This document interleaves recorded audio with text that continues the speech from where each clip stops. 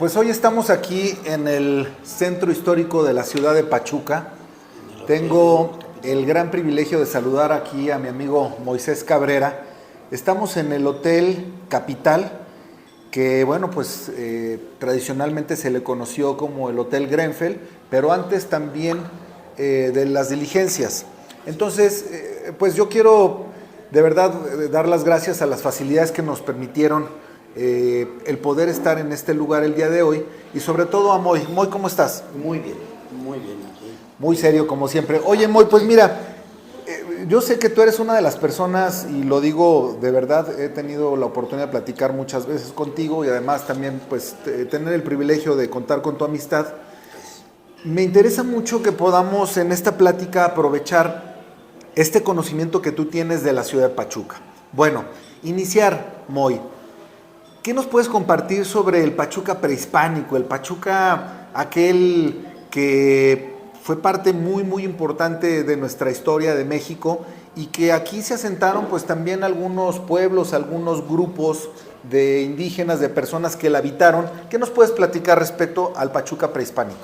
Bueno, de acuerdo a los anales que tenemos de la historia, dijéramos que los primeros yacimientos son descubiertos por chichimecas. Había una gigantesca pugna entre el pueblo azteca, mexica, en contra de ellos, ¿no?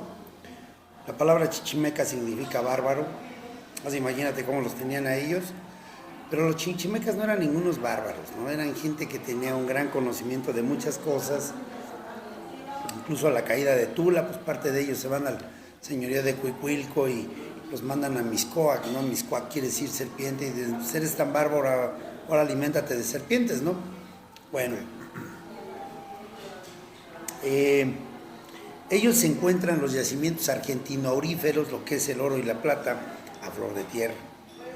Entonces ellos empiezan a trabajarlos. A la llegada de los españoles, bueno, pues los españoles empiezan a perseguir. Oye, perdón, ¿en qué dato tienes?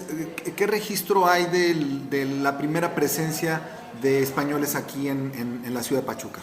En la ciudad de Pachuca se entiende que ellos llegaron aquí el 28 de febrero de 1528. ¿Sí?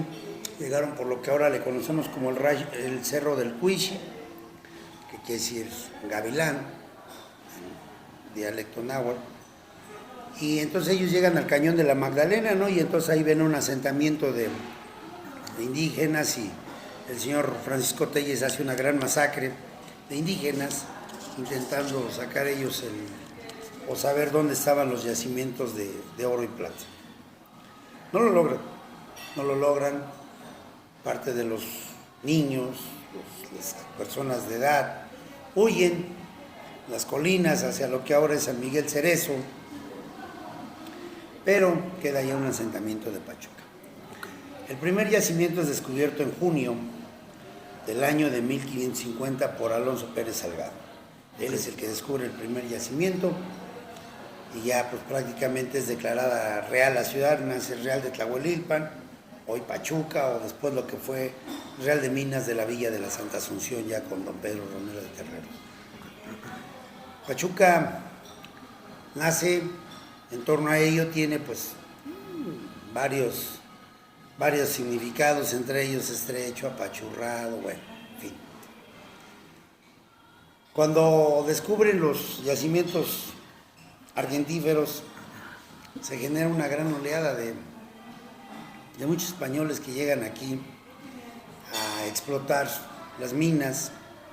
Okay. Y entonces, pues ahí es donde ya conocemos la presencia de sevillano Bartolomé de Medina, Moy. Bartolomé de Medina tiene una historia muy interesante, ¿no? Bartolomé de Medina invirtió todo su capital, él era un comerciante, era una persona pudiente, invierte todo su capital en lograr ese proceso de que ya se estaba empezando a tratar de llevar a cabo en una ciudad de Alemania, para hacerte más exacto, en Freiburg. Okay. Él tiene un amigo que se llama Maese Andreas. Maese Andreas pues no logra la visa aquí a lo que es Sí, porque requerían del permiso de la corona para venir aquí a este territorio. Así es. No se lo dan. Maese Andrea se queda en España y se viene Bartolomé de Medina. La tarde de un lunes 29 de diciembre de 1555 él logra perfeccionar uno de los inventos que se usó por más de 300 años aquí en este distrito minero, en esta comarca minera. Y Bartolomé de Medina logra la separación de metales por medio del azogue, cinabrio, mercurio, que es lo mismo. Y algunas sales también. Sí, así, sales y magistrales y algunos sulfuros de cobre. Pero su invento se empieza a generalizar, él lo empieza a llevar, incluso lo lleva a Bolivia y a Potosí y todo. Él intentando que le pagaran una dádiva por el uso de su método, lo cual no le paga nada, muere en la vil pobreza, no logra grandes dividendos, pero lo que él sí logra es un gran cambio al uso convencional de cómo se explotaba el oro y la plata. La extracción del... Así es, la separación, el beneficio. Así es.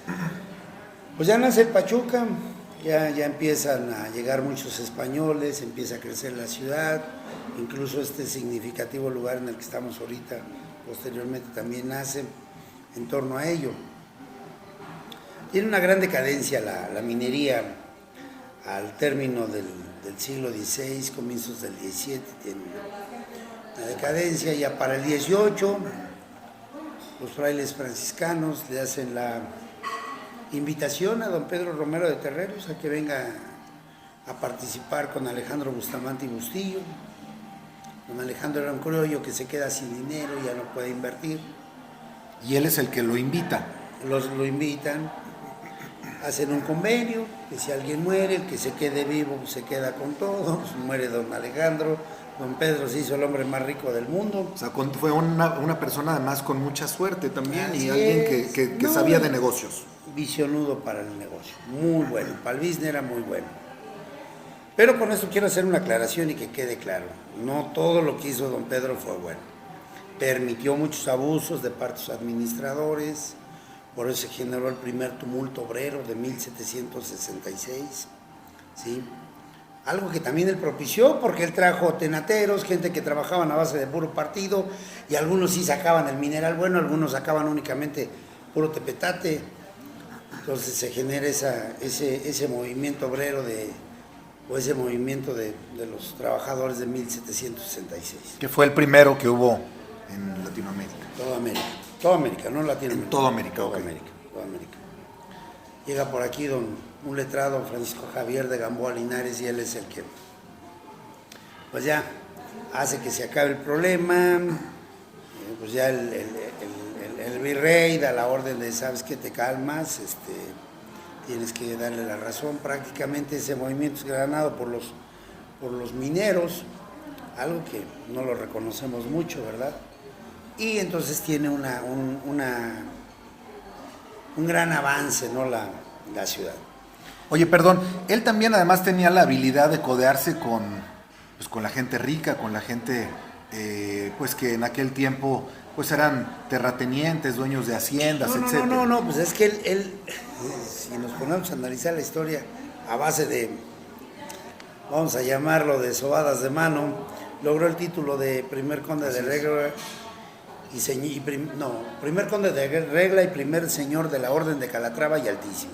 O sea, el rey casi lo hizo santo a este cuate. Claro, sí. Entonces, dinero llama dinero, Memo. ¿Sí? Pues obviamente que, como era una persona poderosa, rica, pues obviamente que todos se iban a acercar como diría la canción de los Tigres del Norte, a donde no les pegue tanto el sol, ¿verdad? A donde hubiera dinero. Don Pedro, pues sí, era un hombre poderosísimo, ¿no? Hay una historia ahí un poco rara en torno a él, porque me lo ponen como un héroe porque creó el Nacional Monte de Piedad. Él crea el Nacional Monte de Piedad porque no pagó todo el quinto real. Tú no podías vender un lingote de plata si no llevara el sello de la corona. en cada real, o sea, cada lugar donde vivía un personaje muy ligado al rey que cobraba el quinto real, en cada real tenía que llevar ese sello obligatoriamente, que quiere decir que ya pagó sus impuestos. Si no pagaba el impuesto, bueno, pues no podía vender la plata. Pues yo creo que este cuate deja de mandar el quinto real al rey y el rey en castigo lo obliga a hacer el Nacional Monte de Piedad. No porque haya sido una buena persona tampoco. Claro. He recordado, bueno, pues porque remodeló la iglesia de San Francisco, por tantos detalles, pero para mí no es muy Oye, bueno. Y aprovechando que estamos hablando del tema, bueno, pues fue sin duda un personaje muy importante dentro de la historia de la explotación de las minas en nuestro territorio, pero también me gustaría que aprovecháramos para platicar muy respecto a las diferentes edificaciones, construcciones que tiene la ciudad de Pachuca particularmente, y bueno, pues me gustaría ahí profundizar desde esta época franciscana, me gustaría hablar de algunos sitios, sobre todo las iglesias. Tenemos registro de que la primera iglesia en la ciudad de Pachuca es la parroquia de la Asunción. Y bueno, ¿qué otras edificios religiosos que pudieras comentarnos que son importantes dentro de la ciudad de Pachuca? Yo creo que las iglesias se dividieron en tres. Pues hay que, valga la redundancia, para los ricos, clase media y para los pobres. Sí, efectivamente la iglesia de la Asunción pues fue una de las ideas también de don Bartolomé de Medina, pero después se creó el convento de San Francisco y la iglesia del mismo convento, muy importante. ¿El convento de San Francisco fue en qué 1596. Entonces el convento de San Francisco sirvió para capacitar a gran parte de los frailes franciscanos que evangelizaron lo que son hoy los estados de Texas, Coahuila, Nuevo León y Tamaulipas. ¿Sí? Llegó a ser muy imponente esa iglesia e inclusive nos dijéramos que gran parte de la ciudad le pertenecía a la misma iglesia. Y hay una tercera iglesia que está quedando prácticamente en el olvido y está, pues no en el olvido, ¿no?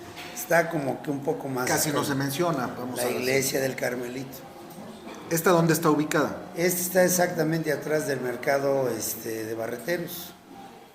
El mercado Guzmán Mayer. Ahí entra un callejoncito que va desde la calle de Guzmán Mayer hasta, sin temor a equivocarme, la del otro lado es Nicolás Flores. Oye, ¿y quiénes acudían a esa iglesia? La gente más pobre. La gente más pobre. Sí, la gente que estaba en la mina, la gente que estaba trabajando en el comercio. De hecho, por decirlo, a las familias tradicionales de los barrios del Arbolito, La Palma, Porvenir, el Atorón, todos ellos, todas sus misas las hacen en el Carmelito. Sigue funcionando entonces. Sí, señor. Oye, no quiero pasar, pero también una de las iglesias, no quiero pasar a otro tema, porque ahorita estamos en la parte de la conquista, pero, por ejemplo, también pues está la iglesia metodista, que por cierto tuve la oportunidad de un domingo hace pues unas 4 semanas, tuve la oportunidad de estar allá adentro y es muy interesante también su historia, y creo que bueno, pues dentro de la ciudad de Pachuca también tiene su buena historia. Ahora, en cuanto a edificios, ahorita que veníamos caminando aquí a este Hotel Capital, pues estábamos platicando justamente de cosas muy interesantes. Por ejemplo, aquí está la Escuela Justo Sierra, está la Julián Villagrán, que está a un costado, está pegada a la iglesia metodista. ¿Qué edificios históricos consideras los más emblemáticos de la ciudad de Pachuca? Híjole, yo creo que ahí hay muchos, ¿sí? Entre ellos, por decirlo, yo sí le daría una gran relevancia al edificio de las cajas. Las cajas reales. Así es. ¿Se tiene registro de que está construido? 1650, el primer edificio. Pero el edificio de las cajas tiene una relevancia porque no debes de olvidar que ahí tuvieron escondida a la Güera Rodríguez. Sí. La Güera Rodríguez es significativa. Sí, un personaje muy importante, sí. Súper importante, porque la Güera Rodríguez prácticamente viene concluyendo la guerra de independencia y hace que nazca México. Ella se agarra con Iturbide y con Guerrero, a ver, ya se calman, un abrazo, son cuates y nace México. Nosotros desafortunadamente festejamos el 15 de septiembre, pero realmente deberíamos de festejar el 26 y 27 de septiembre, que es cuando nace México. México nace el 26 de septiembre de 1821 en la entrada del ejército trigarante a la Ciudad de México. Pero como Iturbide se volvió loco, como Iturbide se nombró emperador y no sé qué tantas cosas, no les recordaba. Realmente se ponen a festejar el 15 de septiembre porque ese era el cumpleaños de Porfirio Díaz. Él nació el 15 de septiembre. Entonces, aprovechando, pues, festejamos la independencia y de una vez mi diablo, ¿no? Sí, claro. Entonces, eso está mal. O sea, yo digo que debemos de recordar igual a Agustín de Iturbide, porque quieras o no, él generó que naciera el país. La Güera Rodríguez, que fue su amor, ahí estuvo escondido, ahí se hospedaron en la visita 1863, Maximiliano y Carlota. Oye, bueno, entonces las Cajas Reales, un edificio emblemático, estamos hablando también de la época de independencia, la revolución, aquí está frente a nosotros el reloj de Pachuca, que fue inaugurado en 1910 y que fue en conmemoración a la independencia. El primer centenario. Y bueno, pues por ejemplo, de las Casas Coloradas, ¿qué nos puedes platicar? Las Casas Coloradas. Ajá, que era en la calle de Hidalgo. En la calle de Hidalgo, sí, a un lado del Archivo General del Estado. Del Estado, así es. Sí, bueno, las Casas Coloradas sirvió como, dijéramos, Suprema Corte de Justicia. Fue la sede, ¿no? Del Poder Judicial. Sí, pero desde el periodo colonial. Ok. Y fue una construcción que fue edificada por Pedro Romero de Terreros, igual él, para ejercer justicia en el lugar. Sí. Después, bueno, fue también parte de la Procuraduría de Justicia del Estado de Hidalgo. Y después, bueno, pues actualmente es una escuela, ¿verdad? Una escuela primaria. Oye, muy también. Pero hay sí, otro edificio donde está la sede del Archivo Histórico y Museo de Minería. Oye, platícanos de ese edificio porque no he logrado conseguir mucha información al respecto y creo que tú nos puedes aclarar mucho al respecto. Bueno, ese edificio fueron las Cajas Reales de la Compañía Minera de San Rafael. La Compañía Minera de San Rafael empezó a funcionar en abril de 1872 y dejó de funcionar en septiembre de 1856. Ahí desaparece la Compañía Minera de San Rafael. La Compañía Minera de San Rafael fue importante porque ellos fueron los primeros en empezar a trabajar el cianuro. Son los primeros que tuvieron una planta de beneficio completa con una cianurización adecuada, ¿sí? Ellos tenían una planta de beneficio muy adelantada y después fue cooperativa. Entonces, cuando deja de ser cooperativa, bueno, ahí fue la sede de la normal, de la normal del Estado. Desde 1988 para acá fue sede del Archivo Histórico y Museo de Minería de aquí de la Asociación Civil, que le pertenece a la Compañía Minera Real del Monte Pachuca, legalmente. Sí, sí, entonces es un edificio emblemático.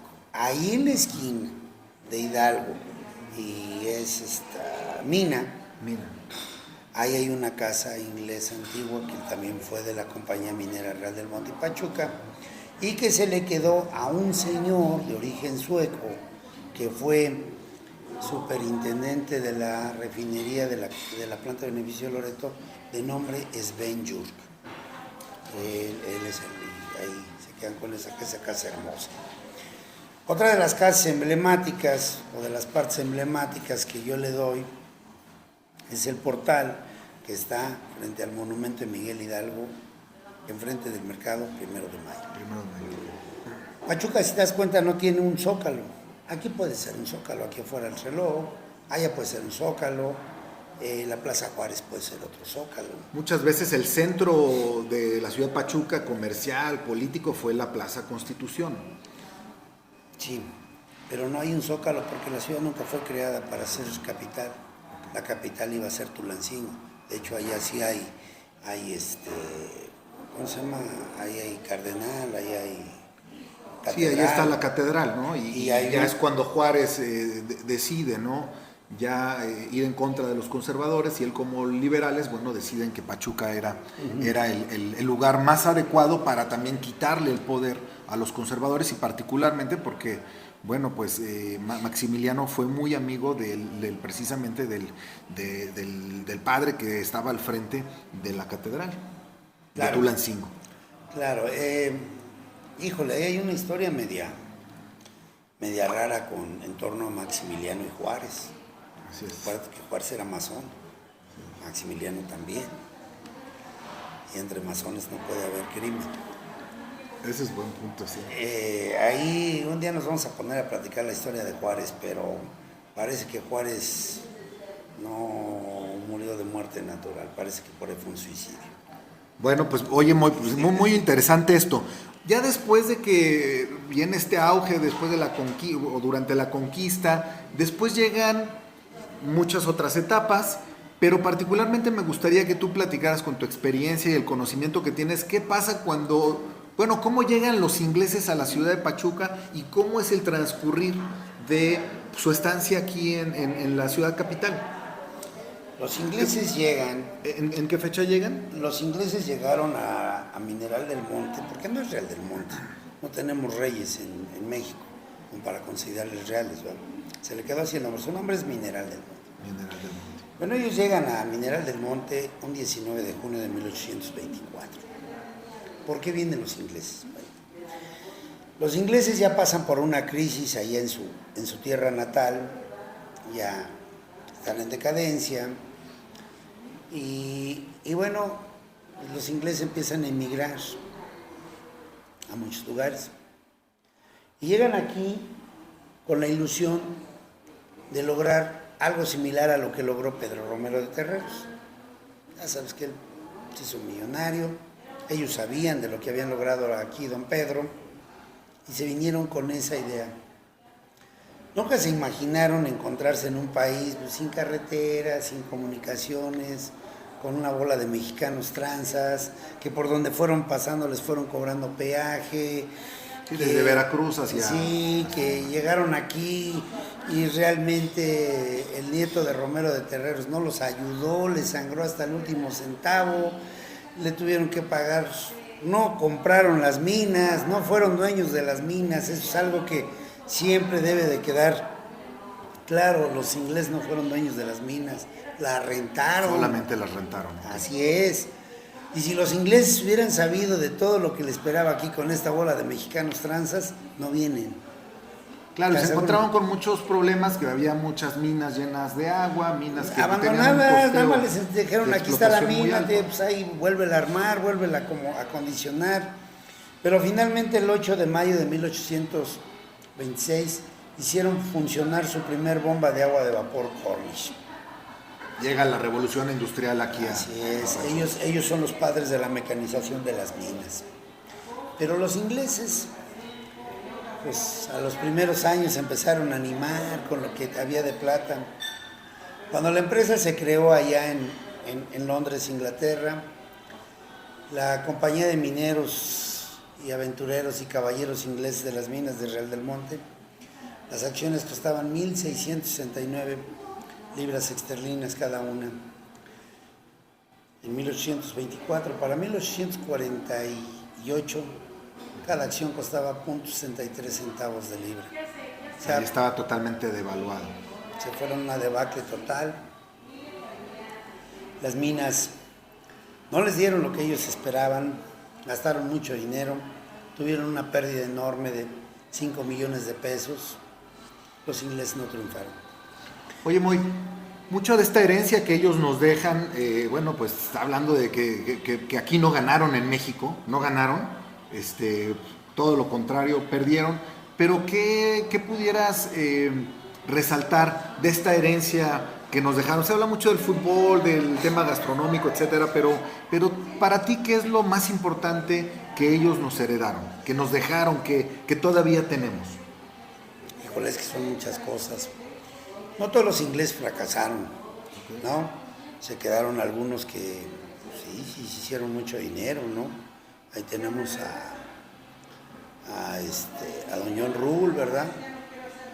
Él sí la hizo, él con su mina de Santa Gertrudis hizo muy poderoso. Algunos de los Hodgkins, ¿sí?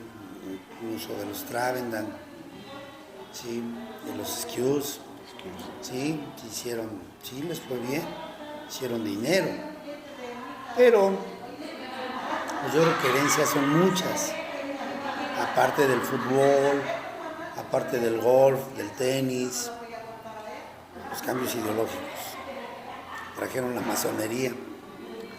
La masonería fue generando cambios ideológicos y debemos de considerar que las masonerías son las que fueron generando los cambios ideológicos de las independencias, reformas, constituciones, revolución. Tenían una gran intervención y participación.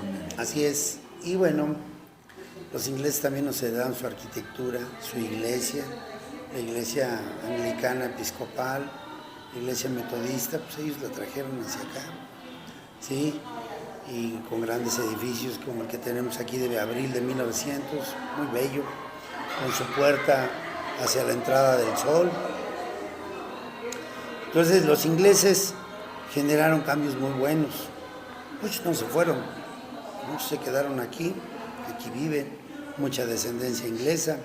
Tenemos el cementerio inglés, que sin duda alguna pues, es un cementerio importante. ¿Por qué? Porque ahí están sepultadas todas las descendencias de ellos, ¿no?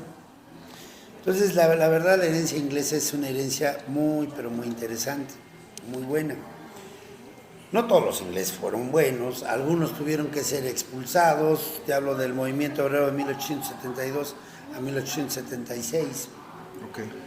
Un inglés ganaba 29 pesos al mes, ¿sí? Que nada más le echaba leña a la caldera, le daban dónde vivir, de comer, todo. Y un mexicano que andaba tragando tierra abajo en la mina, pues no ganaba ni 10 pesos mensuales, ¿no? Muchos ingleses fueron expulsados, fueron prácticamente llevados a la fuerza a los barcos y váyanse, no los queremos volver a ver, ¿no?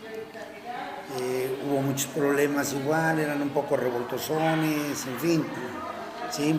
Claro. Pero, oye, nada más para poder ahondar también y sobre todo por el tiempo que tenemos, Pachuca en algún tiempo fue considerada una ciudad cosmopolita, una ciudad también que por ahí en 1903-4 en el auge nuevamente minero que hubo, pues bueno, fuimos considerados una de las 4 ciudades más importantes, más pujantes del país. Claro. Pero yo quiero preguntarte, por la ciudad de Pachuca pasaron pues personajes muy importantes como Alexander von Humboldt, Maximiliano de Habsburgo, por supuesto, y Gemelli Carreri. ¿Qué nos puedes platicar de estos personajes? ¿A qué vinieron a Pachuca? ¿Por qué estuvieron aquí? ¿Qué podrías destacar? Gemelli Carreri, un italiano. Así es, un viajero italiano muy famoso. Sí, él vino en 1698, creo, sí, mucho antes de que viniera von Humboldt. Giovanni Francesco Gemelli Carreri se llamaba el señor. Bueno, pues él, híjole, le tocó bajar una mina en Escaleras de Muescas y él escribió que ni por 1000 liras en oro volvería a bajar en una escalera de Muesca. Sí. Su reseña es importante de lo que él encontró aquí en torno a los minerales, pero también no debemos de olvidar, por ejemplo, a este minero español, alemán, que escribe sus memorias, Joseph Burckhardt.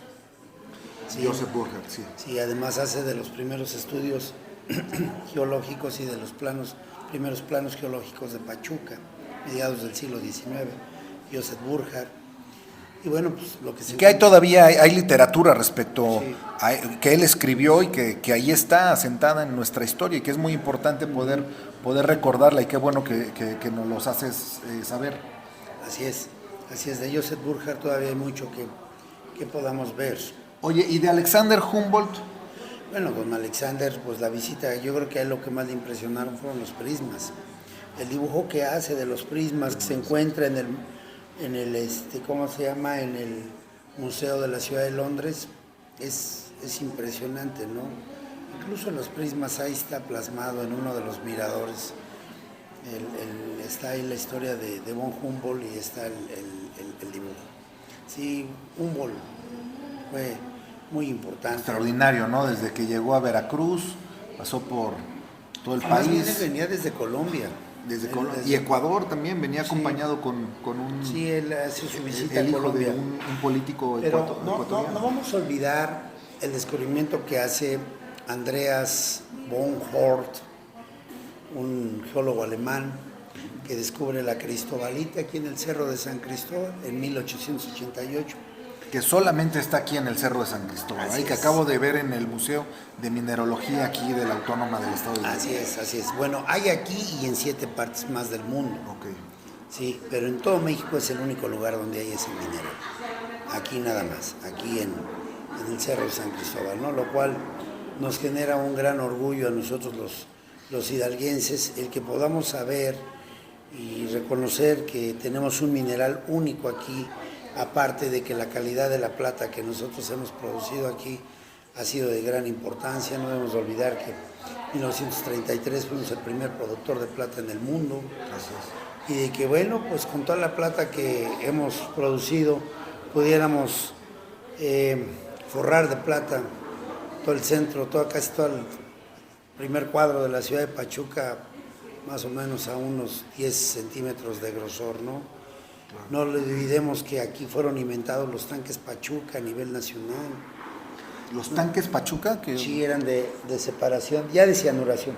Ok. Esos ya cuando nos llegan los norteamericanos, 1906, pues ya llegan los tanques Pachuca. Presumirles que las prensas Merrill Kraut que tenemos en Loreto están trabajando desde el 2 de septiembre de 1907 hasta la fecha. hasta la fecha.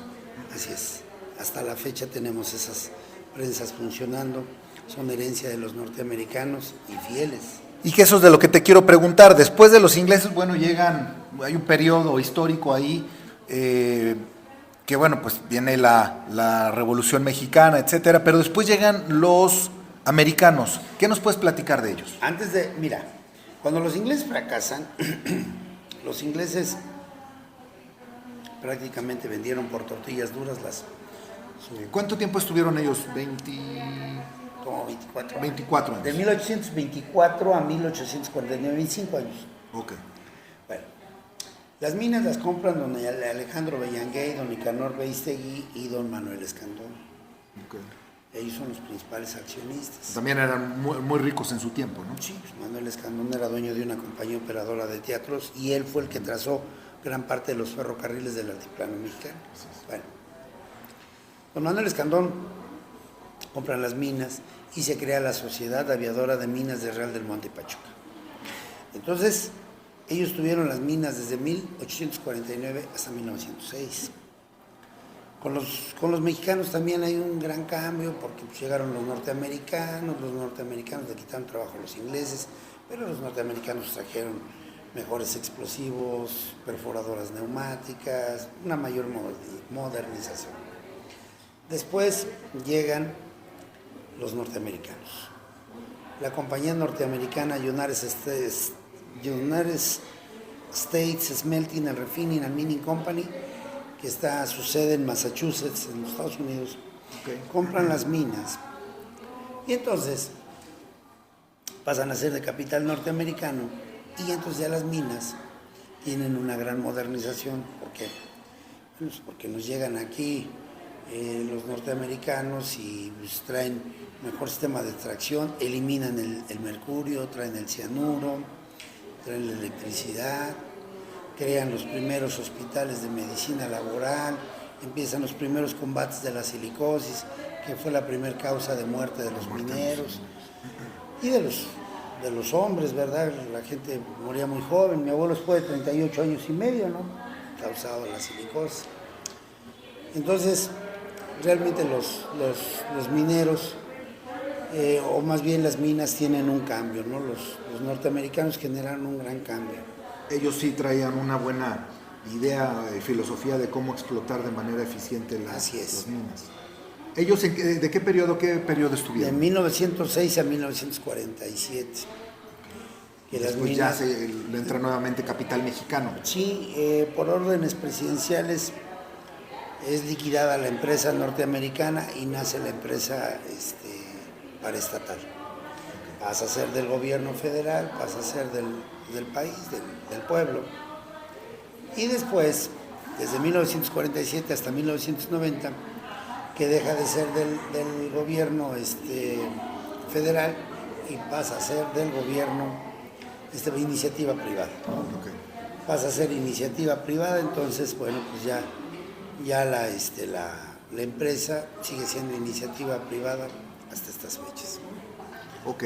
Oye, Moy, pues de verdad agradecer mucho tu tiempo. Me gustaría preguntarte qué tipo de o qué autores recomiendas que hablen sobre pues, la historia de la ciudad de Pachuca, la explotación de las minas, pues Pachuca, Mineral del Monte, etcétera. Es muy importante que tú nos puedas abrir el horizonte respecto a qué tipo de literatura podemos encontrar y que hable de estos temas tan interesantes que nos compartes. Bueno, si es el periodo colonial y prehispánico, lo de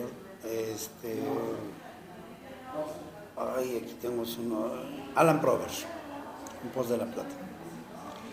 Después de la llegada de los ingleses, el libro de una empresa minera británica en México, de Randall. Randall, sí. Por ahí están no sé si quién sabe si está muy difícil si lo encuentre. Memorias del Mineral de Pachuca, del ingeniero Aguilera. ¿Ingeniero Aguilera? Aguilera, sí. Okay. Y yo lo tengo en copia. Eso. Y ya después hay diversas publicaciones, incluso hay uno ahí del maestro Méndez Yaguno, sí, y también hay ya cuando la empresa se hace paraestatal, creó varios libros, está por ahí el Penden 5, 5 o 6. Es complejo, va a haber que entender muchas cosas, porque va a haber muchas situaciones que se les va a hacer muy, muy complejo poderlas comprender, ¿no? Pero de los ingleses, de su llegada, de su fracaso, de todo, está eso. Sí. Muy bien. Bueno, pues rápidamente para cerrar y nuevamente agradecerte, ¿cuál es la perspectiva que tienes de la minería hoy aquí en nuestro estado, en nuestra ciudad? ¿Cómo está el asunto? Platícanos hasta donde tú así lo consideres, pero también hay mucha gente que no sabe que pues hoy en día todavía se siguen explotando estas minas, ¿no? Bueno, nosotros tenemos todavía mucho mineral para mucho tiempo, ¿sí? Tenemos mucho metal. Desafortunadamente la empresa está pasando por una fuerte crisis que esperemos primeramente Dios solucione por el bien de las siguientes generaciones y de los más de 800 trabajadores que estamos para la Compañía Minera Real del Monte Pachuca. Nos es preocupante porque pues muchos hemos invertido ya muchos años de trabajo ahí y de esfuerzo en estas minas, ¿no? Pero esperemos y esto se tenga una solución rápida y pronta. Esperemos que sí. Consideramos que es posible y de verdad por el bien de todos los mineros, son muchas familias las que dependen de este trabajo, de esta fuente de empleo, y de verdad, Moy, se nos había pasado muchos días, semanas incluso. De verdad, muchísimas gracias por compartir este conocimiento que pues hace falta reproducir. No se puede pensar en una ciudad de futuro si no entendemos qué fue lo que pasó, si no sabemos cuál es el pasado de ella, y también no podemos comprender el presente en mucho, y hoy gracias a esta gran explicación y a esta ruta cronológica que nos hiciste favor de dar, pues la verdad estamos muy muy complacidos de haberte pues tenido, Moy. Muchas gracias y estamos en contacto. Gracias, Moy.